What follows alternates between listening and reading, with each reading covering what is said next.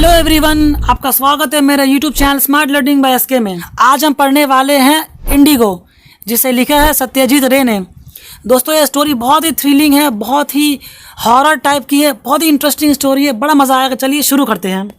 मेरा नाम अनिरुद्धा बोस है, मेरी उम्र 29 साल है और मैं एक बैचलर हूँ, कुंवारा हूँ। पिछले 8 सालों में मैं कोलकाता में एक एडवर्टाइजिंग एजेंसी में काम कर रहा हूँ। अपनी तनख्वाह से मैं सरदार शंकर रोड पर एक फ्लैट में आराम से रहता हूँ। यह फ्लैट 2 साउथ फेसिंग कमरों वाला है, मतलब इस फ्लैट में 2 रूम्स हैं और दोनों साउथ की तरफ फेस किए हुए हैं और यह ग्राउंड फ्लोर पर है। 2 साल पहले मैंने एक एम्बेसडर कार खरीदी थी। दोस्तों, एम्बेसडर कार कुछ इस तरह का होता है। तो 2 साल पहले मैंने एक एम्बेसडर कार खरीदी थी, जिसे मैं खुद ही चलाता हूँ। खाली समय में मैं थोड़ी बहुत लिखता भी हूँ। मेरी 3 कहानियाँ मैगजीन्स में पब्लिश हो चुकी हैं और मेरे जानने वालों ने उन्हें अप्रिशिएट भी किया है। लेकिन मुझे पता है कि सिर्फ लिखने से मैं एक अच्छा जीवन नहीं जी सकता हूँ। पिछले कुछ महीनों से मैंने लिखना बंद कर दिया है। इसके बजाय मैंने 19वीं सेंचुरी में बंगाल और बिहार में इंडिगो मतलब नील की खेती के बारे में बहुत कुछ पढ़ा है। अब मैं इस सब्जेक्ट में कुछ हद तक जान चुका हूँ कि कैसे ब्रिटिशर्स ने गरीब किसानों को एक्सप्लॉइट किया, कैसे उन्हें लूटा, कैसे किसानों ने रिवोल्ट किया और कैसे लास्ट में जर्मनी में सिंथेटिक इंडिगो के इन्वेंशन के बाद हमारे देश से इंडिगो की खेती का सफाया हो गया। दोस्तों, इसके बारे में तो आपने क्लास 10 में पढ़ा ही होगा, लेकिन फिर भी अगर किसी को जानना है ब्रिटिशर्स ने कैसे हम इंडियंस को एक्सप्लॉइट किया, तो मैंने इस वीडियो में बहुत अच्छे से एक्सप्लेन किया है। आप जाकर देख सकते हैं। अब आगे ये सब मुझे अब रट सा गया है। इसी भयानक एक्सपीरियंस को डिस्क्राइब करने के लिए जिसने मुझ में इंडिगो के प्रति इंटरेस्ट पैदा की, मैंने आज कलम उठाई है। मतलब अनिरुद्धा बोस ने कुछ ऐसा भयानक एक्सपीरियंस किया है जिसने उन्हें मजबूर कर दिया है कि वो इंडिगो के ऊपर कुछ लिखे। इसीलिए वो कहते हैं कि इसी भयानक एक्सपीरियंस को डिस्क्राइब करने के लिए जिसने मुझ में इंडिगो के प्रति इंटरेस्ट पैदा की, मैंने आज कलम उठाई है। और ये क्या भयानक एक्सपीरियंस करते हैं, इसके बारे में हम कहानी में आगे पढ़ेंगे। इस पॉइंट पर मुझे अपने पास्ट के बारे में बताना होगा। मेरे फादर मोंघीर बिहार के एक वेल नोन फिजिशियन थे। वहीं मेरा जन्म हुआ और मैंने एक मिशनरी स्कूल में मतलब क्रिश्चियन स्कूल में अपनी स्कूलिंग की है। मेरा एक भाई है जो मुझसे 5 साल बड़ा है। उसने इंग्लैंड में मेडिसिन की पढ़ाई की है और अब वह लंदन के सबब गोल्डर्स ग्रीन में एक हॉस्पिटल से जुड़ा हुआ है। दोस्तों, सबब उस एरिया को कहते हैं जो टाउन या सिटी के सेंट्रल पार्ट के बाहर होता है, जहां लोग रहते हैं। मतलब टाउन के सेंट्रल पार्ट के बाहर जहां लोग रहते हैं, उस एरिया को सबब कहते हैं। तो यहाँ गोल्डर्स ग्रीन एक जगह का नाम है जो सेंट्रल पार्ट के बाहर है और इस एरिया में एक हॉस्पिटल से मेरा भाई जुड़ा हुआ है। उसका इंडिया लौटने का कोई इरादा नहीं है। जब मैं 16 साल का था, मेरे फादर का डेथ हो गया। उनके डेथ के तुरंत बाद मेरी माँ और मैं मोंघीर छोड़कर कोलकाता आ गए, जहाँ हम मेरे मामा के साथ रहे। मैंने सेंट जेवियर्स कॉलेज से बैचलर्स की डिग्री ली है। उसके बाद मुझे एडवर्टाइजिंग एजेंसी में नौकरी मिल गई। इसमें मेरे मामा का इन्फ्लुएंस मददगार साबित हुआ, लेकिन मैं भी कोई अनवर्दी कैंडिडेट नहीं था। मैं एक अच्छा स्टूडेंट था और मैं इंग्लिश भी फ्लुएंटली बोल सकता था और सबसे बढ़कर मैं इंटरव्यू में खुद को अच्छे से रिप्रेजेंट कर सकता था। मोंघीर में अपने अर्ली ईयर्स के दौरान मुझ में कुछ ऐसी आदतें डेवलप हुई जिन्हें मैं छोड़ नहीं पाया। उनमें से एक थी कोलकाता की बिजी हेक्टिक लाइफ से दूर जाने की ओवर पावरिंग डिज़ायर। अरे बाप रे, मतलब कुल मिलाए कहना चाहते हैं कि अनिरुद्धा बोस को घूमने का शौक था। जब से मैंने कार खरीदी है, मैंने ऐसा कई बार किया है। मतलब मैं अपनी एम्बेसडर कार में कई बार घूमने निकल चुका हूँ। वीकेंड्स पर मैं डायमंड हार्बर, पोर्ट कैनिंग और हसनाबाद जैसे प्लेसेस घूमा करता था। हर बार मैं अकेला ही गया, क्योंकि सच बताऊं तो कोलकाता में मेरा कोई खास दोस्त नहीं था। यही कारण है कि प्रमोद का लेटर मुझे बहुत खुश कर गया। प्रमोद मेरे मोंघीर के स्कूल का क्लासमेट था। कोलकाता आने के बाद भी हम 3-4 साल तक कांटेक्ट में रहे। फिर शायद मैंने ही लिखना बंद कर दिया। अचानक एक दिन जब मैं काम से लौटा तो देखा कि मेरी डेस्क पर प्रमोद का लेटर मेरा इंतजार कर रहा था। उसने धमका से लिखा था, यहाँ फॉरेस्ट डिपार्टमेंट में मेरी नौकरी लग गई है, मेरा अच्छा क्वार्टर है, क्यों ना तुम 1 हफ्ते की छुट्टी लेकर यहाँ आ जाओ। मुझे कुछ छुट्टी मिलनी थी, इसलिए मैंने अपने बॉस से बात की और 27 अप्रैल को, मैं इस तारीख को जीवन भर याद रखूंगा, मैंने अपना सामान पैक किया और दमका के लिए रवाना हो गया। प्रमोद ने मुझे कार से आने का सजेशन नहीं दिया था, यह मेरा आइडिया था। दमका 200 माइल्स दूर था, इसलिए इसमें ज़्यादा से ज़्यादा 5 से 6 घंटे लगने थे। मैंने एक बड़ा भारी नाश्ता किया और 10 बजे के आसपास रवाना होने और वहाँ सनसेट से पहले पहुँचने का डिसीजन लिया। कम से कम यह प्लान थी, लेकिन शुरुआत में ही एक अड़चन आ गई। मैंने अपना खाना खाया और जैसे ही पान मुंह में रखने वाला था, मेरे फादर के पुराने दोस्त मोहित चाचा अचानक आ पहुँचे। वह एक गंभीर बूढ़े आदमी हैं जिन्हें मैं 10 साल बाद मिल रहा था, इसलिए उन्हें जल्दबाजी में छोड़कर निकलना पॉसिबल नहीं था। मुझे उन्हें चाय पिलानी पड़ी और उनके साथ 1 घंटे से ज़्यादा समय तक बातचीत करनी पड़ी। मैंने मोहित चाचा को विदा किया और अपना सूटकेस और बिस्तर कार की पिछली सीट पर रख दिया। तभी मेरे ग्राउंड फ्लोर के पड़ोसी भोला बाबू अपने 4 साल के बेटे पिंटू के साथ चले आए। तुम अकेले ही इतनी दूर जा रहे हो? भोला बाबू ने पूछा। जब मैंने उन्हें बताया तो उन्होंने चिंतित होकर कहा, लेकिन वह तो बहुत लंबा रास्ता है, तुम्हें ड्राइवर का इंतज़ाम कर लेना चाहिए था। मैंने कहा कि मैं खुद एक बहुत अच्छा ड्राइवर हूँ और मैंने अपनी कार की इतनी अच्छी देखभाल की है कि वह अभी भी नई जैसी दिखती है, तो चिंता की कोई बात नहीं है। भोला बाबू ने मुझे शुभकामनाएं दी और घर के अंदर चले गए। मैंने इग्निशन की चाबी घुमाने से पहले अपनी रिस्ट वॉच पर नज़र डाली। समय 11:10 हो रहा था। अच्छा, मैंने देखा है कि कुछ लोग 10 मिनट्स पास्ट 11 को 10:50 पढ़ा रहे हैं, जो कि गलत है। असल में 10 मिनट्स पास्ट 11 मतलब 11:10 होता है, ठीक है। अगर बोलता 20 मिनट्स पास्ट 11 तो 11:20 कहते। तो 11:10 हो रहा था। हालांकि मैंने हावड़ा से बचते हुए बाली ब्रिज रोड लिया था। मुझे चंदन नगर पहुंचने में 1.5 घंटे लग गए।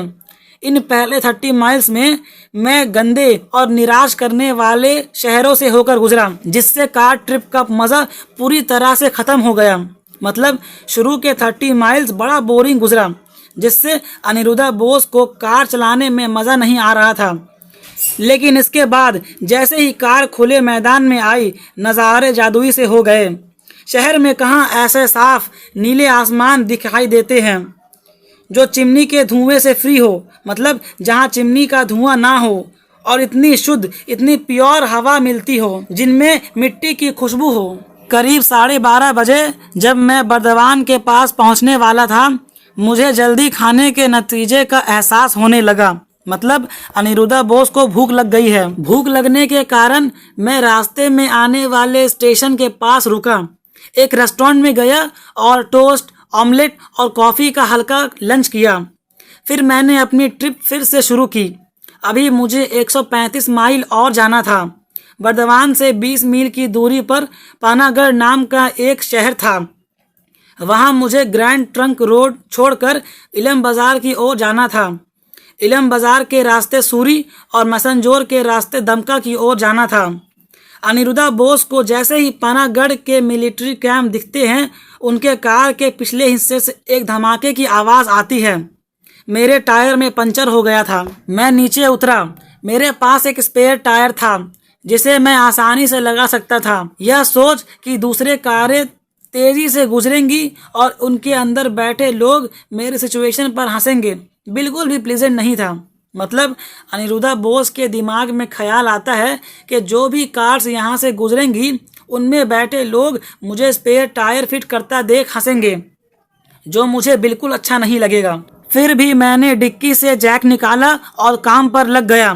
दोस्तों, जैक कुछ इस तरह का होता है। नए टायर को लगाने में मैंने जितनी मेहनत की उससे मैं पसीने से तर हो गया था। मेरी घड़ी ने 2:30 बजा दिए थे। इस बीच मौसम भी गर्म हो गया था।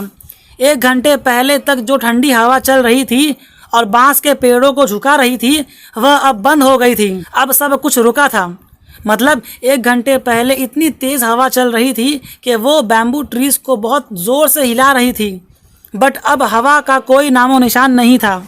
अब कोई पेड़ नहीं हिल रहे थे। जब मैं वापस कार में बैठा तो मैंने पेड़ों के ऊपर वेस्ट में एक नीला काला धब्बा देखा। बादल थे। क्या तूफान आ रहा था? एक नॉर्वेस्टर तूफान। दोस्तों, नॉर्वेस्टर उस तूफान को कहते हैं जो नॉर्थ वेस्ट से आता है, तो वही कहते हैं कि एक नॉर्वेस्टर। यह आइडिया लगाना बेकार था कि तूफान कहाँ से आ रहा था। मुझे तेज़ी से ड्राइव करनी चाहिए।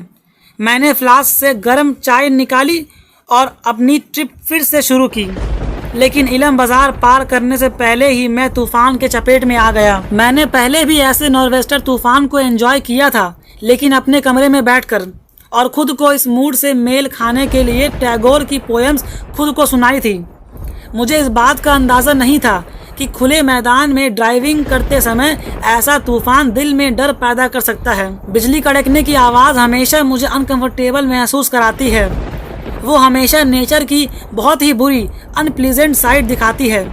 मतलब ऐसे तो नेचर बहुत खूबसूरत होती है, लेकिन थंडर्स नेचर की बहुत ही बुरी साइड दिखाते हैं। ऐसा लग रहा था जैसे सभी बिजली मेरी बेचारी एम्बेसडर कार की ओर ही निशाना लगा रही थी, और ऐसा लग रहा था जैसे उनमें से कोई एक अभी या बाद में अपना निशाना पा ही जाएगी।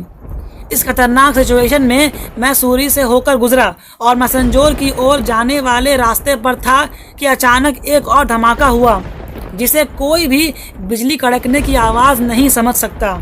मुझे एहसास हुआ कि मेरे एक और टायर ने भी जवाब दे दिया है। मैंने उम्मीद छोड़ दी। अब तेज़ बारिश हो रही थी। मेरी घड़ी ने 5:30 बजा दिए थे। पिछले 20 मील से मुझे स्पीडोमीटर को 15 पर रखना पड़ा, नहीं तो अब तक मैं मैसेंजर को पार कर चुका होता। मतलब बारिश बहुत तेज़ हो रही थी कि अनिरुद्धा बोस को गाड़ी को 15 की स्पीड पर चलाना पड़ रहा था। मैं कहाँ था? आगे बारिश से भीगे हुए विंड स्क्रीन के पार कुछ भी दिखाई नहीं दे रहा था। वाइपर चल रहा था, लेकिन बारिश इतनी तेज़ थी कि वो भी सही से काम नहीं कर रहा था। यह अप्रैल का महीना था, इसलिए सूरज अभी भी ऊपर होना चाहिए था, लेकिन यह ज़्यादा शाम जैसा लग रहा था। मैं अपनी राइट साइड का दरवाज़ा थोड़ा खोला और बाहर देखा। जो कुछ मैंने देखा उससे शहर के प्रेजेंस का कोई नामो निशान नहीं था। हालांकि मैं पेड़ों के बीच कुछ बिल्डिंग्स को देख सकता था। कार से बाहर निकलकर चेक करने का कोई सवाल ही नहीं था, लेकिन एक बात क्लियर थी, जहाँ तक नज़र जा सकती थी सड़क के किनारे कोई दुकान नहीं थी और मेरे पास कोई और स्पेयर टायर भी नहीं था। कार में 15 मिनट इंतज़ार करने के बाद मुझे लगा कि इस दौरान कोई भी दूसरी गाड़ी या कोई भी दूसरा व्हीकल नहीं गुजरा है। क्या मैं सही रास्ते पर था? सूरी तक कोई गलती नहीं हुई थी, लेकिन मान लीजिए कि इसके बाद मैंने कोई गलत मोड़ ले लिया हो। इस मूसलाधार बारिश में यह इम्पॉसिबल नहीं था। मतलब इतनी ज़ोर से बारिश हो रही थी कि कोई भी इंसान गलत मोड़ ले सकता था, तो यह कोई इम्पॉसिबल बात नहीं थी कि मैंने गलत मोड़ ले लिया हो। लेकिन भले ही मुझसे गलती हुई हो, ऐसा नहीं था कि मैं अफ्रीका या साउथ अमेरिका में भटक गया हूँ। मैं जहाँ भी था, इसमें कोई शक नहीं था कि मैं अभी भी बीरभूम डिस्ट्रिक्ट में था, शांति निकेतन के 50 माइल्स के अंदर। और जैसे ही बारिश रुकेगी मेरी परेशानियाँ ख़त्म हो जाएगी। शायद मुझे 1 या 2 माइल के अंदर एक रिपेयरिंग शॉप भी मिल जाएगी। मैंने अपनी जेब से विल्स का पैकेट निकाला और एक सिगरेट जलाई। दोस्तों, विल्स एक ब्रांड है, तो अनिरुद्धा बोस ने विल्स कंपनी का पैकेट निकाला और एक सिगरेट जलाई। मुझे भोला बाबू की वार्निंग याद आई। उन्हें भी वही कठिन एक्सपीरियंस हुआ होगा, नहीं तो वह मुझे इतनी अच्छी एडवाइस कैसे दे सकते थे। फ्यूचर में मैंने मुड़कर देखा और देखा कि एक ट्रक पीछे खड़ा था। वह अपना हॉर्न क्यों बजा रहा था? क्या मैं ठीक बीच रोड पर खड़ा था? बारिश थोड़ी धीमी हो गई थी। मैंने दरवाज़ा खोला, बाहर निकला और देखा कि यह ट्रक की गलती नहीं थी। जब मेरा टायर बर्स्ट हुआ था तो कार एक एंगल पर घूम गई थी और अब रोड का most of the part block कर रही थी। ट्रक के पास होने का कोई जगह ही नहीं था। ओए, कार को एक तरफ ले जाइए सर। इस बीच ट्रक का सिख ड्राइवर भी ट्रक के बाहर आ गया था। ओए, की गल है? उसने पूछा। पंक्चर? मैंने अपनी हेल्पलेस सिचुएशन उनको बताई। अगर आप मदद कर सके, मैंने कहा, तो हम कार को रोड के एक तरफ ले जा सकते हैं और आपको रास्ता मिल जाएगा। सिख ड्राइवर का हेल्पर भी बाहर आ गया था। हम तीनों ने मिलकर कार को रोड के एक तरफ ढकेल दिया। फिर मुझे उन दोनों से पता चला कि मैं एक्चुअली में दमका के लिए गलत रास्ते पर था।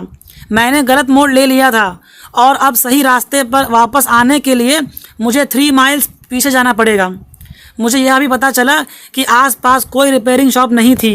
ट्रक अपने रास्ते पर चला गया। जैसे ही उसकी आवाज़ दूर हुई, सच्चाई ने मुझे हथौड़े की तरह झकझोर दिया। मैं एक डेड एंड पर पहुंच गया था। ना आगे जा सकता था और ना ही पीछे। मेरे लिए उस रात दमका पहुंचना इम्पॉसिबल था और मुझे बिल्कुल भी अंदाज़ा नहीं था कि मैं रात कहां और कैसे बिताऊंगा। रोड के किनारे गड्ढों में मेंढकों की टर टर की आवाज़ गूंज रही थी। अब बारिश बहुत धीमी हो गई थी, एकदम ना के बराबर। मैं फिर से कार में बैठ गया और दूसरी सिगरेट जलाने ही वाला था कि मैंने अपनी खिड़की के बाहर एक रोशनी देखी। मैंने फिर से दरवाज़ा खोला। एक पेड़ की ब्रांचेस के बीच से मुझे एक ऑरेंज रोशनी दिखाई दी। एक खिड़की। जैसे धुएं का मतलब आग होता है, वैसे ही मिट्टी के तेल के दिए का मतलब किसी इंसान की प्रेजेंस होती है। आसपास कोई घर था और उसमें कोई रहता था। मैं टॉर्च लेकर कार से बाहर निकला। खिड़की ज़्यादा दूर नहीं थी, मुझे जाकर चेक करना था। मेन रोड से एक पतली सी फुटपाथ निकल रही थी जो उस खिड़की वाले घर की ओर जाती हुई लग रही थी। मैंने कार लॉक की और चल पड़ा। गड्ढों से बचते हुए मैंने रास्ता तय किया। जैसे ही मैं एक इमली के पेड़ के पास से गुजरा, घर दिखाई दिया। हालांकि इसे घर कहना ठीक नहीं होगा। यह एक छोटी सी झोपड़ी थी जिसकी छत टिन की थी। एक खुले दरवाजे से मैंने एक लैंप और एक बिस्तर का पैर देखा। क्या कोई है? मैंने आवाज़ दी। एक मोटा मिडिल एज का आदमी जिसके मोटी मूछें थी कमरे से बाहर आया और मेरी टॉर्च की रोशनी की तरफ देखता हुआ बोला। मैंने लाइट को उसके चेहरे से हटा लिया। आप कहाँ से हैं साहब? आदमी ने पूछा। मैंने अपनी प्रॉब्लम कुछ शब्दों में उन्हें समझाई। अच्छा, क्या यहाँ कोई जगह है जहाँ मैं रात बिता सकता हूँ? मैंने पूछा। और ऑफ कोर्स मैं इसके लिए पैसे दूंगा। अच्छा, डाक बंगलों में आप कह रहे हैं? डाक बंगलो? मैंने कोई डाक बंगलो नहीं देखा। लेकिन तुरंत ही मुझे अपनी गलती का एहसास हुआ। मैंने लालटेन की रोशनी का पीछा किया था, इसीलिए मैंने इधर उधर नहीं देखा। अब मैंने अपनी टॉर्च को लेफ्ट की ओर घुमाया और तुरंत एक बड़ा बंगला दिखाई दिया। क्या आप इसको कह रहे हैं? मैंने पूछा। हाँ साहब, लेकिन वहाँ कोई बिस्तर नहीं है और वहाँ आप खाना भी नहीं खा सकते। मेरे पास मेरा बिस्तर है, मैंने कहा। मुझे उम्मीद है कि वहाँ एक चारपाई तो होगी। दोस्तों, चारपाई कुछ इस तरह की होती है। हाँ साहब, एक चारपाई है। दोस्तों, इस पार्ट में मैं बस इतना ही रखता हूँ। इसके आगे का स्टोरी मैं नेक्स्ट पार्ट में कवर करूँगा। अभी तो अनिरुद्धा बोस डाक बंगलों में एंटर करेंगे। अभी तो पैरानॉर्मल एक्टिविटीज़ शुरू होंगी। सारी भूतिया एक्टिविटीज़ अब शुरू होने वाली है। इसके आगे का स्टोरी बहुत ही इंटरेस्टिंग है। मैं कोशिश करूंगा कि इसका नेक्स्ट पार्ट बहुत जल्दी लेकर आऊं। इसके आगे का स्टोरी बहुत ही इंपॉर्टेंट है। ज़्यादातर क्वेश्चन उसी से बनता है और बहुत ही इंटरेस्टिंग पार्ट भी है। अगर आपको वीडियो अच्छा लगा है तो इस वीडियो को लाइक कर दीजिए और सारे आने वाले अपडेट्स के लिए इस चैनल को सब्सक्राइब कर दीजिए। मिलते हैं नेक्स्ट वीडियो में।